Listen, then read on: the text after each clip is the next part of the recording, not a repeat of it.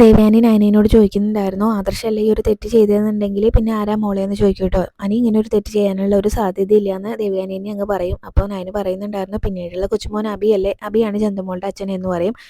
അവനാണ് ഇത്രയും വലിയൊരു തെറ്റ് ചെയ്തതെന്ന് പറയുമ്പോൾ ദേവയാനിക്ക് ഒരു ഷോക്കാണ് കേട്ടോ. പിന്നീട് ദേവയാനി ചോദിക്കുന്നുണ്ടായിരുന്നു, പിന്നെ എന്തിനാ ആദർശം ഇത്രയും വലിയൊരു കുറ്റം ഏറ്റെടുത്തത്, എല്ലാവരോടും സത്യം വിളിച്ച് പറഞ്ഞുകൂടായിരുന്നോ എന്ന് ചോദിക്കുമ്പോൾ നയന പറയുന്നുണ്ടായിരുന്നു, ആദർശേട്ടനെ സ്നേഹിക്കുന്നവർക്കെല്ലാം ഇപ്പോൾ സത്യം അറിയാലോ, ഇപ്പോൾ അമ്മയും സത്യം തിരിച്ചറിഞ്ഞു, നമുക്ക് അത്രയും പോരെ, മറ്റുള്ളവർ എന്ത് കഥകൾ വേണമെങ്കിലും ഉണ്ടാക്കിക്കോട്ടെ എന്ന് പറയും. അന്ന് ചേച്ചീനെ കൊണ്ടുവരുന്ന ദിവസം ആ ചടങ്ങിൽ ആദർശേട്ടൻ പങ്കെടുത്തില്ല എന്ന് എല്ലാവരും പറഞ്ഞല്ലോ. അന്ന് ആദർശേട്ടൻ കിരണേട്ടനെ കാണാൻ വേണ്ടി പോയതായിരുന്നു. DNA റിസൾട്ട് വരുന്ന ദിവസമായിരുന്നു അന്ന് എന്ന് പറയും. ആദർശേട്ടൻ്റെ മുടി കൊടുത്ത സമയത്ത് അബിയുടെ മുടി കൊടുത്തിട്ടുണ്ടായിരുന്നു. അങ്ങനെയാണ് ചന്തുമോളുടെ അച്ഛൻ അബിയാണെന്ന് തിരിച്ചറിഞ്ഞതും എന്നൊക്കെ പറയാണ്. അന്ന് എല്ലാവരോടും സത്യം വിളിച്ച് പറയാൻ വേണ്ടിയിട്ട് ആദർശേട്ടൻ ഭയങ്കര സന്തോഷത്തിലാണ് വീട്ടിലേക്ക് തിരിച്ചു വന്നത്. പക്ഷേ മുത്തശ്ശനാണ് ഇങ്ങനൊരു നാടകം കളിക്കാൻ പറഞ്ഞത്. പിന്നെ നയനയും പറഞ്ഞു എന്ന് നയന പറയുന്നുണ്ട് കേട്ടോ. അപ്പോഴും ദേവയാനിക്ക് അതങ്ങ് ഉൾക്കൊള്ളാൻ പറ്റുന്നില്ല. അവനെ എല്ലാവരും കുറ്റപ്പെടുത്തുന്നത് എന്നൊക്കെ പറയും. എന്തായാലും ഞാനും ഒരുപാട് അവനെ തെറ്റിദ്ധരിച്ചു. എനിക്കിപ്പോൾ തന്നെ അവനെ ഒന്ന് കാണണം. മോളും അതുപോലെ തന്നെ മോനൊക്കെ അത്രയ്ക്കും തറപ്പിച്ച് പറഞ്ഞതുകൊണ്ടാണ്, ചന്തുമോളുടെ അച്ഛൻ അങ്ങനെ ആദർശാണെന്ന് പറഞ്ഞുകൊണ്ടാണ് ഞാനത് വിശ്വസിച്ചത്. എനിക്ക് എന്തായാലും അവനെ ഇപ്പോൾ കാണണം. മോള് അന്ന് അവനെ വിളിച്ചിട്ട് ഇങ്ങോട്ട് വരാൻ പറയുമെന്ന് പറയും. അപ്പോൾ ആദർശിനെ വിളിച്ച് ഞാൻ പറയുന്നുണ്ടായിരുന്നു കേട്ടോ, നമ്മൾ സ്ഥിരം പോവാറുള്ള ഹോട്ടലിലേക്ക് ഒന്ന് വരുമോ, നമുക്ക് അവിടെ വെച്ച് കാണാമെന്ന് പറയും. അപ്പോൾ ആദർശിനോട് കല്യാണിയുടെ അടുത്ത് പോവാണ് എന്ന് പറഞ്ഞിട്ടാണ് കേട്ടോ ഞാൻ പോന്നിട്ടുണ്ടായിരുന്നത്. അപ്പോൾ കല്യാണിയായിട്ട് സംസാരിച്ച് കഴിഞ്ഞില്ലേ എന്നൊക്കെ ആദർശ് ചോദിക്കുന്നുണ്ട് കേട്ടോ. അപ്പോൾ എന്തായാലും ആദർശ് വരാമെന്ന് സമ്മതിക്കുന്നു. ദേവയാനിക്ക് എന്തായാലും സത്യം അറിഞ്ഞതിൻ്റെ ഒരു ആശ്വാസമൊക്കെ ഉണ്ട്. പിന്നീട് നയന പറയുന്നുണ്ടായിരുന്നു, അമ്മ ചന്തുമോളോട് ദേഷ്യമൊന്നും കാണിക്കരുത് ഇനിയെന്ന് പറയും. അപ്പോൾ അത് മാത്രമല്ല ദേവയാനി പറയുന്നുണ്ടായിരുന്നു, അല്ലെങ്കിൽ എനിക്ക് ആ മോളോട് ദേഷ്യമൊന്നുമില്ല, ഞാനിങ്ങനെ സ്നേഹം ഉള്ളിൽ വെച്ചുകൊണ്ട് തന്നെയാണ് മോളോട് വെറുപ്പ് കാണിച്ചിരുന്നതെന്ന് പറയും. പിന്നെ രണ്ടുപേരും കൂടെ ഹോട്ടലിലേക്ക് ചെന്നിട്ടുണ്ട്. അപ്പോൾ ജ്യൂസ് കുടിച്ചുകൊണ്ടിരിക്കുകയാണ്. അപ്പോൾ ദേവയാനി പറയുന്നുണ്ടായിരുന്നു, ആദർശ് വരുന്ന സമയത്ത് മോൾ എന്നോട് സത്യങ്ങളെല്ലാം പറഞ്ഞ കാര്യമൊന്നും ആദർശിനോട് പറയണ്ട, അതുപോലെ തന്നെ ഞാൻ കിരണിനെ കണ്ട് സംസാരിച്ച കാര്യം ആദർശ് അറിയണ്ട എന്ന് പറയൂ കേട്ടോ. അപ്പോൾ നയന ചോദിക്കുന്നുണ്ടായിരുന്നു, പിന്നെ എന്തിനാ ആദർശേട്ടനോട് വരാൻ പറഞ്ഞത് എന്ന് ഇങ്ങനെ ചോദിക്കും. എനിക്ക് അവൻ്റെ നാവിൽ തന്നെ എല്ലാ സത്യങ്ങളും അറിയണം, അതുകൊണ്ടാണ് എന്ന് പറയും. അവൻ എന്നോട് ഈ ഒരു കാര്യം മറച്ചു വെച്ചില്ലേ, മോളും എന്നോട് ഇങ്ങനെ ഒന്നും തുറന്നു പറഞ്ഞില്ല എന്നൊക്കെ ഇങ്ങനെ പറയൂ കേട്ടോ. എന്നോടെങ്കിലും തുറന്നു പറയായിരുന്നു, ഇങ്ങനെ അമ്മേനോട് ഇങ്ങനെ ഒന്നും മറച്ചു വെക്കരുതായിരുന്നു എന്ന് പറയുന്നുണ്ടായിരുന്നു. ഞാൻ അവനെ അറിയുന്ന ഒരു അമ്മയല്ലേ, എന്നോടെങ്കിലും ഈ കാര്യം തുറന്നു പറയായിരുന്നു എന്നൊക്കെ ഇങ്ങനെ പറയും. പിന്നീട് നയനയാണെങ്കിലും പറയുന്നുണ്ടായിരുന്നു, ഞാനും ആദർശേട്ടനും തമ്മിലൊരു ഉടമ്പടി ഉണ്ട്, ഇനി ഒരു കാര്യം മറച്ചു വെക്കില്ല എന്നുള്ളത് എന്നൊക്കെ ഇങ്ങനെ നയന പറയുന്ന സമയത്ത് ദേവയാനി പറയുന്നുണ്ടായിരുന്നു, ഈ ഒരു കാര്യം അറിഞ്ഞപ്പോൾ മോളുടെ അടുത്ത് നിന്നും കുറച്ച് ദിവസം അവൻ ഈ കാര്യങ്ങളൊക്കെ മറച്ചു വെച്ചില്ലേ എന്ന് ചോദിക്കും കേട്ടോ. അത് പിന്നെ ഈ കാര്യം ഞാൻ അറിഞ്ഞിട്ടുണ്ടെങ്കിൽ ആദർശേട്ടനെ തള്ളി കളഞ്ഞിട്ട് പോവോ എന്നുള്ളൊരു പേടി കൊണ്ടൊക്കെ ആയിരിക്കും എന്നൊക്കെ പറയുകയാണ്. അപ്പം അപ്പോഴേക്കും ആദർശ് അവിടേക്ക് വരുന്നുണ്ട് കേട്ടോ.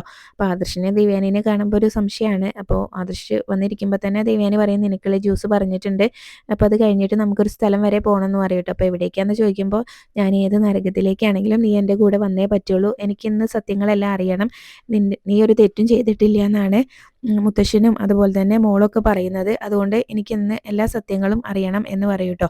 മോളോട് ചോദിച്ചിട്ടും ഒന്നും പറയുന്നില്ല. കിരണിനോട് ഞാൻ ചോദിച്ചു, അവരും ഒന്നും പറയുന്നില്ല. നിനക്ക് എല്ലാ സത്യവും അറിയാമെന്നാണ് അവരൊക്കെ പറയുന്നത്, അതുകൊണ്ട് എന്നോട് നീ ഇന്ന് സത്യം ഇങ്ങനെ പറഞ്ഞേ പറ്റുള്ളൂ എന്നൊക്കെ പറയും. പിന്നീട് അവർ ജ്യൂസൊക്കെ കുടിച്ച് ബില്ലൊക്കെ പേ ചെയ്ത് പോകുന്നുണ്ട് കേട്ടോ. അപ്പോൾ ആദർശ് കൊടുക്കാമെന്ന് പറഞ്ഞിട്ടൊന്നും ദേവേനെ കേൾക്കുന്നില്ല. ഞാൻ കൊടുത്തോളാം എന്ന് പറഞ്ഞിട്ട് അവർ പിന്നെ എന്തായാലും ഒരു കടൽ തീരത്തേക്കാണ് കേട്ടോ പോകുന്നത്.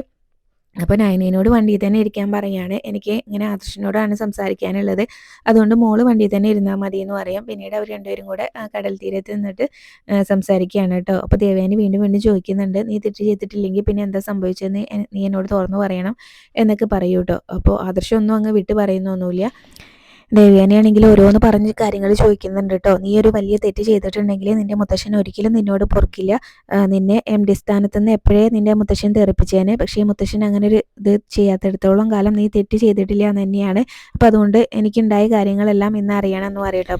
ആ സമയത്ത് ആദർശ് ദേവയാനിയോട് പറയുന്നുണ്ടായിരുന്നു, അമ്മ കൂടുതൽ ചോദ്യങ്ങൾ ചോദിച്ച് എന്നെ വീർപ്പ് മുട്ടിക്കരുത്, എനിക്ക് ഇങ്ങനെ പ്രത്യേകിച്ചൊന്നും പറയാനില്ല എന്നൊക്കെയാണ് കേട്ടോ ആദർശ് പറയുന്നത്. അപ്പോൾ ദേവയാനിയും പറയുന്നുണ്ടായിരുന്നു, എന്നാൽ പിന്നെ എനിക്കും ഇനി ഒന്നും പറയാനില്ല, ചെയ്ത് കാണിക്കാനാണുള്ളത് എന്ന് പറഞ്ഞിട്ട് അവിടുന്ന് ദേഷ്യപ്പെട്ട് അങ്ങ് നടന്നു പോരുകയാണ് കേട്ടോ.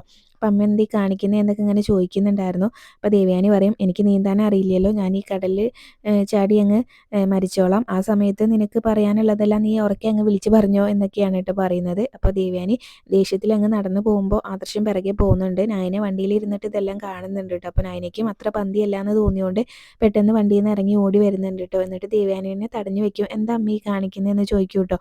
അപ്പോഴും ദേവയാനിക്ക് ഭയങ്കര ദേഷ്യമാണ്. പിന്നീട് എന്തായാലും ആദർശ് ഇങ്ങനെ പറയുന്നുണ്ടായിരുന്നു, ഞാൻ തെറ്റൊന്നും ചെയ്തിട്ടില്ല എന്നങ്ങ് പറയൂ കേട്ടോ. അപ്പോൾ ദേവയാനി പറയുന്നുണ്ടായിരുന്നു, എന്നോട് മോൾ എല്ലാ സത്യങ്ങളും പറഞ്ഞു, കിരണിനോടും ഞാൻ ചോദിച്ചു, കിരണും എന്നോട് എല്ലാ സത്യങ്ങളും പറഞ്ഞു എന്ന് പറയട്ടോ. നീ മാത്രം എന്നോട് ഇത് മറച്ചു വെച്ചു, നിന്റെ നാവിൽ തന്നെ എനിക്ക് സത്യങ്ങൾ അറിയണം എന്നുണ്ടായിരുന്നു. ഇവർ രണ്ടുപേര് പറഞ്ഞിട്ടും എനിക്ക് തൃപ്തിയായിട്ടുണ്ടായിരുന്നില്ല. അപ്പം നിന്റെ നാവിൽ തന്നെ സത്യങ്ങൾ അറിയണം എന്നുണ്ടായിരുന്നു. അപ്പോൾ അതിനാണ് ഞാൻ നിന്നോട് ചോദിച്ചത്. എന്നാലും നിങ്ങൾക്കൊക്കെ എന്നോട് ഇത് ഇങ്ങനെ തുറന്നു പറഞ്ഞുകൂടായിരുന്നോ എന്ന് പറയട്ടോ. ഞാനിങ്ങനെ ഇതറിഞ്ഞിട്ടുണ്ടെങ്കിൽ പെട്ടെന്ന് ചെന്ന് നവ്യനോട് പറയൊന്നുമില്ലല്ലോ, അങ്ങനെ മോളുടെ അവസ്ഥയും മോളുടെ വീട്ടുകാരുടെ അവസ്ഥയൊക്കെ എനിക്ക് അറിയാവുന്നതല്ലേ, എന്നോട് തുറന്നു പറയായിരുന്നു എന്നൊക്കെ ഇങ്ങനെ പറയും. ഇനി എന്ത് കാര്യം ഉണ്ടായാലും നിങ്ങൾ രണ്ടുപേരും മറച്ചു വെക്കരുത്, അമ്മേനോട് പറയാൻ പറ്റുന്നതാണെങ്കിൽ അമ്മേനോട് രണ്ടുപേരും തുറന്നു പറയണം എന്നൊക്കെ പറയും കേട്ടോ. അപ്പോൾ പിന്നീട് ആദർശാണെങ്കിലും പറയുന്നുണ്ടായിരുന്നു, അമ്മ ചന്തുമോളോട് ഇനി ദേഷ്യമൊന്നും കാണിക്കരുത് എന്നൊക്കെ പറയുകയാണ്. അപ്പോൾ ദേവയാനി പറയുന്നുണ്ടായിരുന്നു, എനിക്ക് മോളോട് അല്ലെങ്കിലും ദേഷ്യമൊന്നുമില്ല, ഇനി എന്തായാലും എനിക്ക് മോളെ മനസ്സ് തുറന്ന് സ്നേഹിക്കാലോ. എന്നിട്ട് ദേവയാനി പറയുന്നുണ്ടായിരുന്നു, നിങ്ങൾ രണ്ടാളും മോൾക്ക് അച്ഛനും അമ്മയായ പോലെ ഇനിയിപ്പോൾ ഞാൻ മോളുടെ മുത്തശ്ശി ആയിക്കോളാം എന്ന് പറയട്ടോ. അല്ലെങ്കിലും ആ ചതിയൻ്റെ കുഞ്ഞായിട്ട് മോള് വളരാൻ തന്നെയാണ് നല്ലത്. ജലജയ്ക്കും ആ മോളുടെ മുത്തശ്ശിയാവാനുള്ള യോഗ്യതയൊന്നുമില്ല എന്ന് പറഞ്ഞിട്ട് ദേവയാനി പിന്നെ പറയുന്നുണ്ടായിരുന്നു, നിങ്ങൾ ഇങ്ങനെ ആ മോളെ സ്വന്തം മോളെ പോലെ തന്നെ വളർത്തണം എന്നൊക്കെ പറയൂ കേട്ടോ. എന്തായാലും എനിക്കിനി മോൾക്ക് കുറച്ച് കളിപ്പാട്ടും ഉടുപ്പൊക്കെ വാങ്ങിച്ചിട്ട് വേണം തിരിച്ച് വീട്ടിലേക്ക് ചെല്ലാനേ എന്നും കൂടെ പറയുമ്പോൾ നയനയ്ക്കും ആദർശിനൊക്കെ ഭയങ്കര സന്തോഷമാവുന്നുണ്ട്. പിന്നീട് അവർ 3 പേരും കൂടെ അവിടുന്ന് തിരിച്ചു പോരുകയാണ്. ഈ സമയത്ത് അനന്തപുരിയിലെ മുത്തശ്ശിയാണെങ്കിലും ചന്തുമോളെ കളിപ്പിച്ചുകൊണ്ടിരിക്കുകയാണ് കേട്ടോ. മോൾ എന്തോ ഒരു കിലുക്കാൻ പറ്റി എന്തോ എടുത്ത് ഇങ്ങനെ കിലുക്കിക്കൊണ്ടിരിക്കുമ്പോൾ, ഇതൊക്കെ ചെറിയ കുട്ടികൾ കളിക്കുന്നതാണ്, ഇനി ഇതിങ്ങനെ മോന് കൊടുക്കണം കേട്ടോ എന്നൊക്കെ ഇങ്ങനെ പറയും കേട്ടോ. അപ്പോൾ അത് കേട്ടുകൊണ്ടാണ് ദേവയാനി അവിടേക്ക് വരുന്നത്. എന്തായാലും മോളുടെ പ്രായത്തിനനുസരിച്ചുള്ള ടോയ്സൊക്കെ ഇങ്ങനെ കൊണ്ടുവന്നിട്ടുണ്ട് മുത്തശ്ശി എന്ന് പറഞ്ഞിട്ട് അതൊക്കെ എടുത്ത് കൊടുക്കുകയാണ് കേട്ടോ. അപ്പോൾ മുത്തശ്ശിക്കൊരു അത്ഭുതം.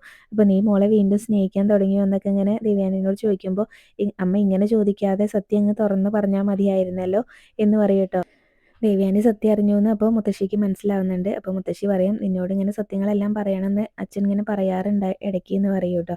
അപ്പോൾ എന്തായാലും കിരൺ വേണ്ടി വന്നു എനിക്ക് സത്യം തിരിച്ചറിയാൻ വേണ്ടിയിട്ട്. ആദർശിൻ്റെ മനസാക്ഷി സൂക്ഷിപ്പുകാരൻ കിരണാണല്ലോ എന്നും പറയും. പിന്നെ എന്തായാലും മോൾക്ക് ടോയ്സൊക്കെ എടുത്ത് കൊടുത്ത് ഇങ്ങനെ മോളെ ഭയങ്കരമായിട്ട് കളിപ്പിക്കുകയൊക്കെ ചെയ്യുന്നുണ്ടായിരുന്നു. ഭയങ്കര സന്തോഷമാണ് കേട്ടോ മോൾക്കും. അപ്പോൾ നീ ഇങ്ങനെ മോളെ സ്നേഹിച്ചപ്പോൾ മോൾക്കും നല്ല സന്തോഷമായി എന്നൊക്കെ പറയും. അപ്പോൾ ഇത് കണ്ടുകൊണ്ടാണ് കേട്ടോ ജലജ അവിടേക്ക് വരുന്നത്. അപ്പോൾ ഇവരും സ്വഭാവം മാറ്റി മോളെ സ്നേഹിക്കാൻ തുടങ്ങിയോ എന്നൊക്കെ ഇങ്ങനെ ജലജ മനസ്സിൽ ഓർക്കുന്നുണ്ട്. ഇനിയിപ്പോൾ സ്നേഹിക്കാതിരുന്നിട്ടും കാര്യമൊന്നുമില്ലല്ലോ, സ്വന്തം പേരക്കുട്ടിയല്ലേ എന്നൊക്കെ ജലജ ഇങ്ങനെ മനസ്സിൽ ഓർത്ത് നിൽക്കുന്നതും കാണിച്ചുകൊണ്ടാണ് കേട്ടോ ഇന്നത്തെ എപ്പിസോഡ്